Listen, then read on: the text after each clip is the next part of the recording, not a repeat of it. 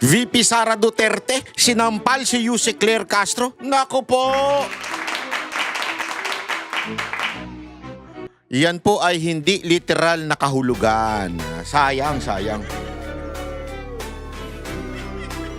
Yan po ay nagsisimbolo ng ginawa ni VP Sara Duterte nung siya po ay dumalaw doon po sa napatay po yung Ateneo shooting. At eto naman si Yuse Claire Castro dahil sa kanyang galit at hate sa mga Duterte, ayun, siya po ay nabatikos ng lahat ng mga guro sa Pilipinas dahil po sa kanyang nilalaman ng loob. Alam nyo mga kababayan, meron nga tayong tinatawag na the abundance of the heart, the mouth speaks. Yan po ay ibig sabihin po niyan kung ano talaga ang laman ng puso mo. Ang isang taong nagsasalita, pag ang malalaman at malalaman mo ang laman ng puso niyan. Basta antayin mo lang. Kasi yung bibig, ano yan sabi nga nila, napakahirap niyang pigilan.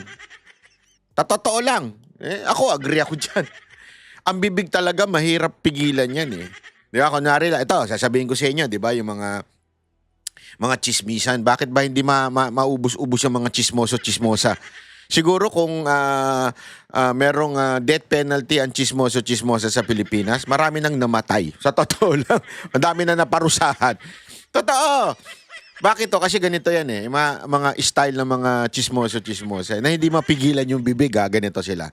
Tapos kakausapin nila yung kamag-anak nila, sasabihin nila, "Psst, uy, huwag kang maingay kasi alam mo ba, yung kapitbahay namin, grabe yun. Oh, grabe yun may shinare na sikreto sa akin na meron daw siyang jowang driver." Oh, pero alam mo, huwag kang maingay kasi ang sabi ko sa kanya, hindi ko sasabihin kahit kanino. Di ba? Hindi ko yan sa atin lang to. Kaya ko lang naman sinabi sa ito, ipag-pray natin. Ay, ganyan pa minsan Totoo yan! Naku po, maraming sa mga, lalo na yung mga sa mga nasa church, minsan yung chismis nila, yung pagiging chismosa nila, daladala pa rin nila Tapos papalitan lang nila ng, hindi, alam mo, kaya ko lang naman sinabi ito para ipag-pray natin. Si sister. Ganyan, may ganyan pa Pero ang totoo, talagang yung puso kasi nila, puro chismis ang laman ng puso, di ba? Parang ganito si Claire Castro. Si Claire Castro kasi yung galit niya, yung puot niya sa mga Duterte, ngayon, dahil gusto niya i-connect lahat ng kapalpakan ng amo niya, kailangan niya laging gagamitin ng mga Duterte. Nakarinig na ba kayo kay Claire Castro na nag-sorry siya at sinabi niyang pagkukulang ito ng gobyerno at pagbubutihin pa? Wala kayo maririnig na ganyan. Puro sa kanya, kasalanan niya ni VP Sara Duterte. Di ba? Kung hindi man kasalanan ni VP Sara Duterte, kasalanan niya nakaraang administrasyon ni Duterte. Magpapakita pa yun ng papel. May dala-dala pang papel yan. Hindi ko nga alam kung investigador ba ito o palace officer. 'Di ba? Yung press officer 'yan. Hindi kasi imaginein mo, ang kanyang mandato maging taga-pahatid ng mga proyekto ng ni Marcos, ng Office of the President, 'di ba? Kaya nga sa press officer ng palasyo. Ibig sabihin, yung mga plano, programa, naisin, saloobin ng presidente, kanyang isasabihin sa taong bayan. Hindi. Puro galit. Puro galit sa mga Duterte. Eto, bibigyan ko pa example. Si Magalong, di ba?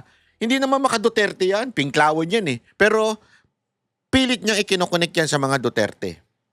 Pilit niyang sinasabi na DDS siya. Ganun yan Yan si Castro, yan ang pinaka maliit na utak na nakita kong opisyal ng gobyerno. Sino pa? Si Erice. Si Erice, aminadong dilawan yan ever since, di ba? Alam naman natin Pero siyempre, ganun pa rin ang sasabihin niya. Di ba? Na hindi ka naman spokesperson ng Pangulo. Tapos, hahanap yan, maghuhukay yan, magre-research yan, aalamin niya kung ito ba'y maka-Duterte. Nag-guest na ba ito sa Esminay? Kay Banatbay, ganyan.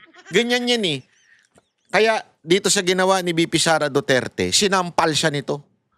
Habang siya naninisi ng ibang tao doon sa kapalpakan ng gobyerno diyan sa Ateneo shooting sa Zamboanga, habang siya ay naninisi, nagtututuro, ating Vice Presidente ay nagpakita ng malasakit at suporta. At ano siya, advance na mag-isip. Kasi nag-usap daw sila kung anong magandang pwedeng gawin na plano in the future. O hayaan ninyo. Ako naniniwala ako dyan eh. Sabi ko sa inyo, ako, Maka Duterte ko, alam nyo na lahat yan. Pero pag si VP Sara Duterte naging presidente at hindi niya ginawa yung mga sinabi niya at hindi niya ginawa yung katulad ng mga naipangako niya, mga na ano, kikriticize din natin yan. Siyempre, kasi alam mo, we're not fanatics. Banateros are not fanatics. Pag tama, palakpakan. Pag mali, banatan. Yan nga yung aming puso. Yan nga yung aming pinaka-main core. Pag tama, palakpakan natin kahit anong pa ang kulay niyan. Pero pag mali, mali talaga. Di ba? Kaya kami, umaasa talaga kami. Kasi alam nyo, kung mapapansin ninyo ang Banateros, wala sa amin ng taga Davao. Pero madalas kaming bumalik dyan, aside from yung sa KOJC, SMNI, mga event ng Davao City, at malalaman namin dun sa mga tao, ano ba ang ginawa ni Mayor Rodrigo Roa Duterte dito nung mayor siya. Nung Mayor Sara Duterte, ano ba ginawa niya? Diba? At kita naman namin, talaga namang magkakaiba sila ng style. Itong si Rodrigo, si Inday, at saka si Baste, magkakaiba po yan sila ng style. Pero kita mo talaga yung pagsisilbi nila sa taong bayan. Magkakaiba man sila ng pananaw kung paano ayusin at paano may maintain ng kagandahan ng Davao. Ano po sila? Iisa yung damdamin po nila para doon sa mga Davaoenyo. Kaya hanggang ngayon, kitang-kita mo yung kultura ng kaayusan sa Davao. 'Di ba? Kaya nga, alam mo, mga kababayan, ako, I'm really hopeful na itong katulad nitong ginawa sa Ateneo, 'di ba? Na syempre in the future, yan ang isang dapat solusyonan ng ating Vice President na magiging presidente sa 2028. Dapat niya solusyonan yung violence in the school. Kailangan magkaroon siya ng radikal na plataforma o radikal na plano para magbago yung violence kasi mukhang nagiging trend na. 'Di ba? Eto, panoorin natin, tignan ninyo yung balita na yan. Dinalaw ni Vice President Sara Duterte ang pamilya ng biktima at mga survivor ng pamamaril sa Ateneo de Zamboanga University. Magbigay rin siya ng mga suhestyon sa mga pwedeng gawin para sa proteksyon ng mga mag-aaral. At nakatutok si Tina Pangiban Perez. Sa mismong campus ng Ateneo de Zamboanga University, nasawi sa pamamaril ang isang grade 10 student. Kaya nang bisitahin ni Vice President Sara Duterte ang pamilya ng biktima, kabilang sa tinalakay nila ay ang mga pwedeng gawin para sa proteksyon ng mga mag-aaral. Hindi na niya dinetalye ang iba pang napag-usapan. Hindi ko po makwento sa inyo kung ano yung napag-usapan namin dahil hindi ako nagpaalam kasi sa kanila. Grabe yung ni VP Sara Duterte, yung kanyang integrity o yung kanyang parang honor.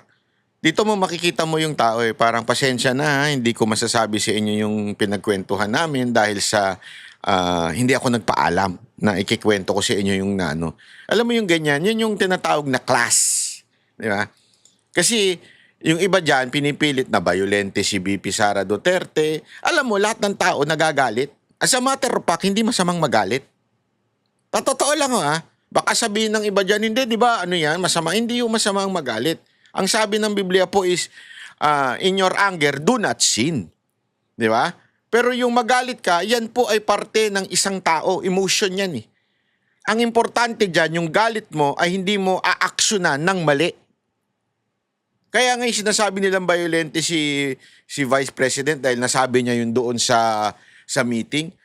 Ang tanong, inaksyonan niya ba yun? Una, hindi naman niya aksyonan yun hanggang hindi siya patay. Di ba? So, O hindi niya ina-actionan yun. Bakit magiging violente? Dito nga kitang-kita mo yung kanyang pagiging classy. Kasi alam mo yung class, hindi po kasi nabibilian eh. Oh, sa totoo lang ha. Ang dami kong nakakahalubilo na naka-Patek, naka-Rolex. O pagka sa babae naman, naka-Chanel, naka-Hermes na bag. Diba? Talagang yung sandals yun, Hermes pa rin. Talagang napakalupit. Nabili sa... Di ba? Sa totoo lang napakalupit. Pero yung class wala. Ang ingay sa elevator, di ba? Ang ingay sa coffee shop, chismisan ng chismisan kaliwat kanan.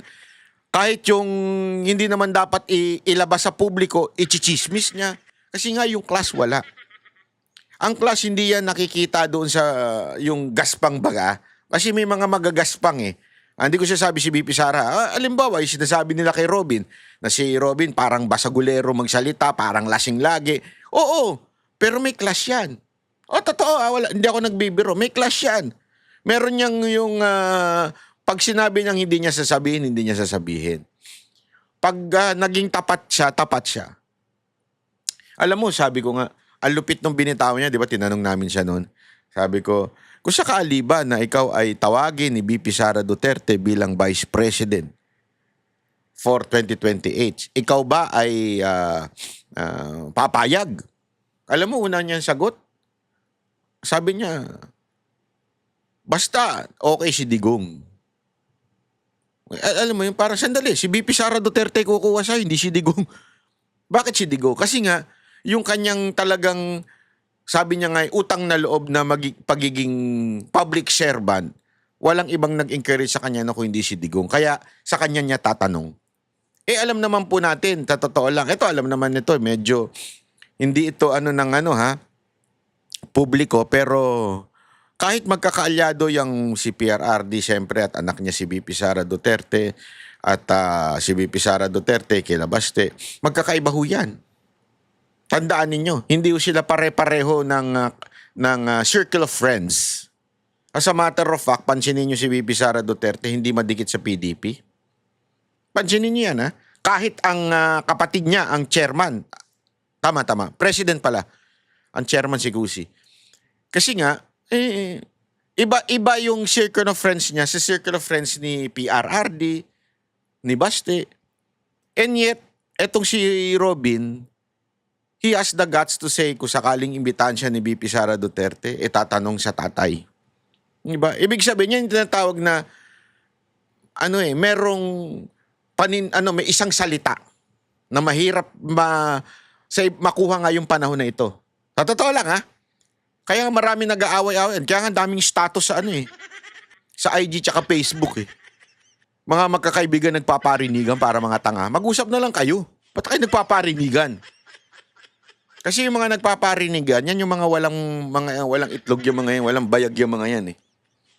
Pagka may problema, wag na magparinig. Sabihin mo na lang, pare, medyo dehado itong sinabi mong to sa akin Medyo hindi ata tama to. Ganun. Kung talagang meron kang bayag pero kung yung tapang-tapangan lang, puro parinig, yung mga magkakaibigang babae, panay ang parinigan, di ba? Ako na-irritate na ako siya ganun. Sa totoo lang Kasi ilang beses na ako chinismis ng kung sino-sino eh. Ang daming chismis na ginawa sa akin. Hanggang ngayon naman eh. Hanggang yung may namatay pa nga na nagchismis sa akin na may anak daw eh. Di ba? At totoo lang, hindi ko na pinapansin yan eh. Sa dami-dami ng hindi ko na nga alam kung bayot ba ako o may anak ako. Magkakaiba eh. O bugaw daw ako o manyak daw ako. Ano ba? Mag-usap-usap naman kayo. Gawin yung isa yung chismis para tugma-tugma. Ano ba talaga? Mahilig ako sa babae o sa lalaki? O bot? Bye. Kaya pala banat bye 6'1". Agoy. Di ba? Pakinggan natin, tuloy natin. Si Banat Bay, daming sinasabi. Pero napag-usapan namin yung mga pwede pang gawin ng ating gobyerno, ng ating mga paaralan para mas maprotektahan natin yung ating mga mag-aaral. Dinalaw rin ng bise ang mga survivor ng school shooting. Ayon sa bise, naisip na niya ang posibilidad na mga ganitong insidente noong sekretary pa siya ng Department. I told you, Kaya importante yung confidential funds at saka intelligence funds. Eh. Yan kasi yung bangag talaga eh. Ano ko eh. Alam mo kasi, ang tunay na leader, actually, natutunan ko din to, sinabi rin sa akin ni Yorme to, nung nagkakape-kape pa kami. Oh, Yorme, di na tayo nagkakape. Bikini men. Dalaw tayo kay Mocha, magkape tayo doon. Kasi ngayon may coffee kiosk na si Mocha, kaya dalawin nyo, masarap yan. Diyan sa may likod ng SM, San Lazaro. Kape tayo dyan, Yorme. Hindi, isa sa mga sinabi sa akin ni Yorme noon, ang tunay na leader, hindi siya mag-aantay ng problema. He will create the problem and solve it. Hindi ibig sabihin literal na you will create, ha? Ibig sabihin, mag-iisip ka na kaagad. Ano ba ang mga posibilidad na maging problema? Halimbawa, sa negosyo. Ano ba ang posibilidad na maging problema dito sa negosyo ko? Hindi ka talon ng talong sa isang negosyo nang hindi mo inaalam kung ano yung maaaring maging problema. Maging sa trabaho. Halimbawa, mag-OFW ka. Ano ba ang maaaring maging consequence nito? Kung sakaling pumunta ako ng ibang bansa, mag-OFW ko, ano ba ang mga consequence nito? Siyempre, hindi pa pwedeng, hindi kasi, meron akong kaibigan, sabi, malaki daw kita dun sa Japan. Kaya doon na lang ako pupunta, di ba? Magtatrabaho ako doon. Isipin mo dapat anong consequence niyan. Una, hindi ka makakauwi. Yung mga anak mo, baka mamaya maging pariwara yan. Kung hindi pa, meron niyan kasi may kailangan ang bata, binabantayan hanggang certain age bago maging adult. Ako yung talaga, as much as pa, kaya mas maano sa akin madikit sa akin o malapit sa puso ko ang mga OFW. Kasi sa totoo lang, yan ang isang bagay na sana hindi nangyayari kung meron tayong magandang gobyerno. Kung maganda ang pasahod sa Pilipinas, sabi ko sa inyo, yung mga kababayan natin na nag-OFW, hindi naman sila pupunta dyan eh. Sa totoo lang. Hindi naman sila pupunta dyan. Dahil lang gusto nila mamasyal, hindi. Pagpapasyal, okay lang. Pero kung trabaho, hindi sila. Mas gusto nila makasama ang buong pamilya nila. Sinong gusto maging malungkot sa ibang bansa? Akala kasi, alam mo, ang mga OFW, siyempre nagpo-post siya ng mga magagandang mga tanawin, magagandang mga picture-picture. Pero deep inside them, they're sad. Bakit? Ako, nangyari sa akin yan eh. Mantakin mo, entertainer kami noon ha. Ko noon, manager, sound engineer ng grupo ko noon, time na yun sa Qatar. Christmas. You have to be happy because you're a performer. Di ba? Ganyan eh. Kailangan ka smile. Guys, todo smile ka. Pero deep inside mo, umiiyak ka. Bakit ako naandi dito during Christmas? Pagkatapos doon na lang talaga Kaya maraming nauuwi sa mga lasinggero dyan dahil pagkatapos ng trabaho, doon mo na lang ilalabas eh. Magiinuman kayo ng mga katrabaho mo. Hindi ko masasabi masama. Yun na. Ang akin lang, if there is a way para maiwasan niyang ganyan, gagawin naman ng OFW yan eh. Dito na lang sila magtatrabaho. Pero kung wala talagang kwenta ang gobyerno natin, tulad ngayon, walang plano. Walang plano sa OFW. Puro lang sila reactive. Yung barabagang nagre-react lang sila pag may problema na. Hindi nila kinikreate yung problem na. Halimbawa, etong ginawa nilang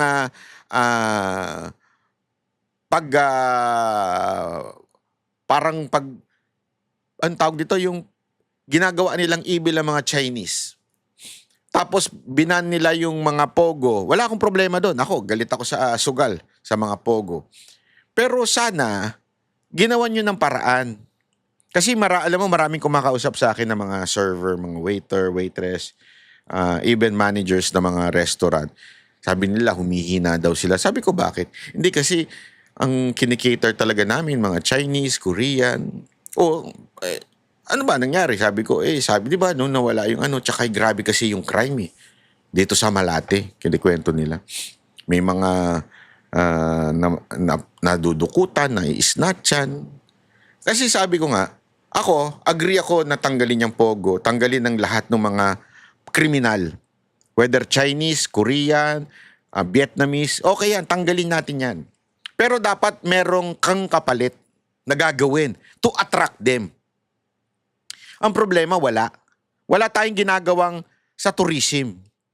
Kasi nga, yung presidente natin hindi visionary. Hindi siya yung advance mag-isip. Mataas mag-isip, kaya mataas talaga. Pero yung advance mag-isip, hindi siya ganon. Yun ang problema natin eh. A leader should be a visionary. Bakit? 'Di ba? Sabi nga, a man without a vision, without a country or without a vision is mawawala o malulost. Ano ba yung mismong verse na yun? Maganda kasi yung verse na yun. Maganda yun. Laging nasa utak ko yun eh. Yung about the vision. My people perish without a vision. Yon. Sabi dito, ano yun? Where there is no vision, the people perish. Proverbs 29:18. Ang ganda niyan. Yet, ito'y para sa mga tao eh. Pag ang isang leader walang vision, walang plano, walang gustong makamit, at hindi niya nakikita yung mga problema, hindi niya nakikita yung gustong gawin, walang mangyayari. Kaya nga tama dito si BP Sara Duterte. Di ba sinabi ko na siya ng isang araw to bago ko pa napanood tong news na to? Yung plano niya nga sa DepEd, yung mga maiwasan yung ganito. Kasi alam niyo kung bakit? Trend dyan eh. Whether in entertainment or anything, what's happening in the States will soon happen to the Philippines. Bakit? Kasi yung kultura nila na pilit ginagaya ng mga Pilipino, yung colonial mentalism na mentality, colonial mentality, lahat ng paano gagawin, mas gusto nila eh. Gayahin ng mga Pilipino. So ito naman mga Pilipino, may utak Indio. Alam niyo yung utak Indio? Indio yung tawag sa atin noon nung tayo pa ay sinasakop ng Espanya, na sunod-sunuran lang tayo. Kung ano ipakain sa atin, yun lang. So ganun tayo, meron tayong utak na kailangan meron tayong nasa taas. At yan, lagi natin nilalagay dyan yung Western countries such as America. So pattern na yan. Kung anong nakikita natin sa Amerika, sa Europa, matik yan, tingnan nyo, mangyayari rin yan sa Pilipinas. Kaya nga ang ganda ng dito, pinapakita dito ni BP Sara Duterte na may vision siya. Nakita niya na yan noon, na mangyayari sa Pilipinas yan, yung mga shooting sa school. Eh kung saan ang hinayaan natin at hindi natin pinulitika siya sa DepEd, hindi naman siya magre-resign dun eh. Hindi naman siya aalis dun. Kung pinabayaan lang natin yung pinagbibintang nila na confidential funds, hindi. Sana hindi nangyari to mga ito. Kung hindi nila pinulitika si BP Sara Duterte. Department of Education o DepEd dahil nangyayari rin ito sa ibang bansa. Kaya nga din po na pinalakas namin yung Learners' Rights and Protection Office o LRPO noong ako ay kalihim ng Department of Education para sila yung gagawa ng programa para number 1 sa anti-bullying natin, pangalawa sa psychosocial wellness program. Mahalaga rin para sa BISE ang monitoring sa mga estudyante at personnel ng mga paaralan. Pero kung pabor ba siyang iban ang mga menor de edad sa social media, sabi niya, ang pagbaban kasi dapat nandito sa side ng provider eh. No? Yan. So, kung gagawa tayo ng batas, dapat ipagbawal natin doon sa mga platforms na mag-register yung mga minors doon sa kanila. Ako agree ako dyan. Yan yung agree ako. Alam mo, medyo sablay yung laging sinasabi nung iba na ibaban yung Facebook, YouTube. Hindi yan ang solusyon. Yan yung utak ni Ontiveros na makitid. Utak Ontiveros yan, yung ganyang style. Kasi kahit anong ban mo dyan, meron at merong lalabas at makakagawa ng paraan ang mga kabataan. Ang kailangan dyan, yung mismong SOCMED. Tama yung sinabi ni Robin eh. Ipatawag yung Meta. Pag hindi nyo nasolusyonan yan, bakit nagkakaroon ng access ang mga kabataan dyan? At bakit ang tagal nyong i-down yung mga video? Yun ang iban mo. Yung mismong Facebook. Kasi pag binan mo na makapasok yan sa Pilipinas, wala na yan. Hindi na makakapasok yan. Kahit anong gawin mo. Hindi ko sinasabing iban yung Facebook ha. Pag hindi sumunod yung Facebook, pag hindi sumunod yung YouTube, kaya nga sabi ko nga sa inyo importante rin na yung leader may utak. Magkakatulad lang ni Ontiveros ang leader. Sus, patay tayo dyan. Yari tayo dyan. Talagang para tayong magkakaroon ng another what is empathy? Ayun. Gano'n na lang, yun na lang. Magkakaroon tayo ng ganyan. Oh, by the way ha, mga kababayan, baka iniisip nyo kung ano to sinisinghot-singhot ko. Ito, gusto ko lang i-share sa inyo to. Nabili ko lang to. Kung gusto nyo, may art to cart dyan. Kami ang boses ng masa, hindi natatakot. Katotohanan lang, di kami nalulunod. Walang bahid ng sismis, lahat ay totoo. Kahit sino ka pa, pag mali ka babanatan ka. Walang pinipiling kulay, wala kaming kinikilingan. Basta para sa bayan, kami lalaban. Pagdama palakpakan, pag mali banatan. Di matitinag, di matatakot, para sa bayan tuloy ang sigaw. Sa harap ng kamera, walang halong takot. Mga baluktot, lahat kayo'y tutumba. Ang hustisya at totoo, yun lang ang mahalaga. Kahit sinong harang, di kami matitinag. Walang pinipiling kulay, wala kaming kinikilingan. Basta para sa bayan, kami lalaban. Pag tama palakpakan, pag mali banatan. Di matitinag, di matatakot, para sa bayan tuloy ang sigaw. Kung nasa tama ka, ikaw ay aming kasama. Pero pag mali ka, handa ka na bang mabasag? Banateros kami, walang inuunan. Dahil bayan muna, bago ang sarili.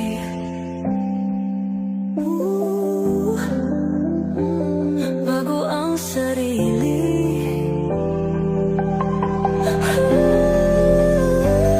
Pag tama palakpakan, pag mali banatan.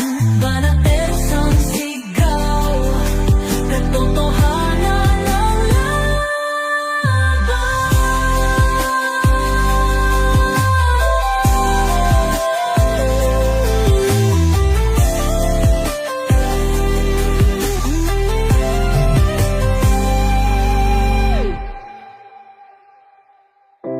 Sa harap ng kamera,